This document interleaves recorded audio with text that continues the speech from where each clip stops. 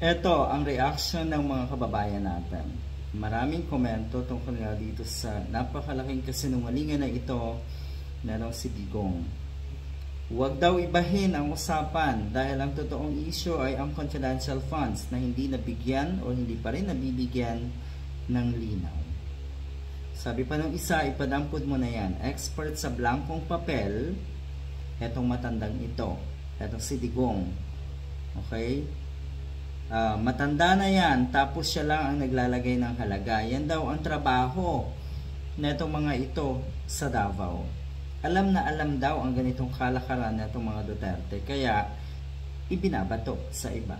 Diba? Madalas ko namang sabihin na itong mga taga Davao na ito, yung kanilang mga gawain sa Davao, yung kanilang mga ginagawang kasamaan, madalas ay ipapasa yan sa iba. Yan po ang kanilang sistema ng kaisipan. Inamin din daw ni Digong na mahilig siyang gumawa ng mga maling kwento dahil marami nga naman siyang taga-suporta or follower na kung ano ang sabihin niya ay paniniwalaan. Marami daw siyang follower na mga tanga. Sa bibig na mismo daw yan ang galing ni Digong. Mga tanga ang kanyang mga follower, kaya madaling maniwala. Pero kung ako, nga naman bilang dati kang presidente, talaga bang dapat pang makialam ka sa mga ganitong bagay? Siguro kung kabutihan, kung kaayusan para sa bansa natin, pwede ka talagang magsalita. Pero kasi yung pakikialam ni Digong ngayon ay para lang ibagsak ang nasa Malacanang at ipwesto itong si Sara Duterte. Yan kasi ang problema, malaking problema ito sa bayan natin. Yung political dynasty, alam niya na dapat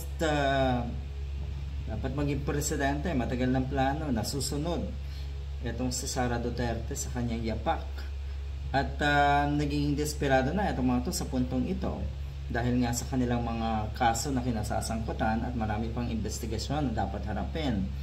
At baka sakali, pwedeng mapatalsik ang nasa Malacanang sa paraan ng ganitong kasinungalingan. Pero yun nga, napakalala daw na itong kasinungalingan na ito.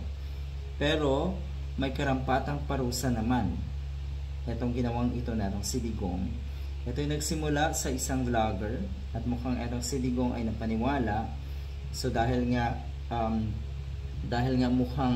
mukhang hindi na masyadong kumpiyansa itong si Digong sa trabaho ng kanyang mga alipores, lalo na po yung mga nasa social media, mukhang hindi na epektibo ang kanyang paraan na yan, lalo na po yung paggamit ng mga trolls din.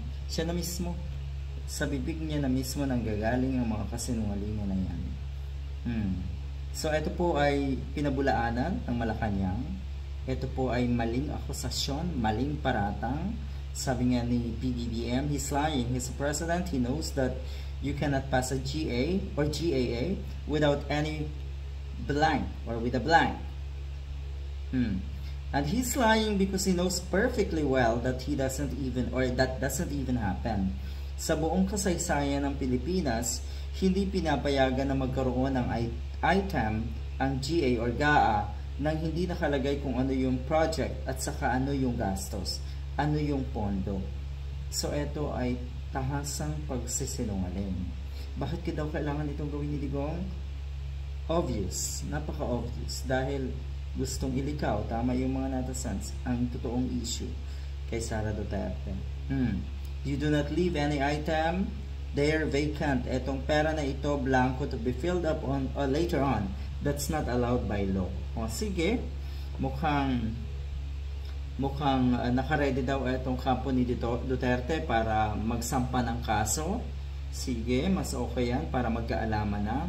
Dahil hindi naman papayag siguro ang Malacanang na patuloy kang manggago sa mga kababayan natin. Sigurado, papalagan ito ni PBBM. Good luck.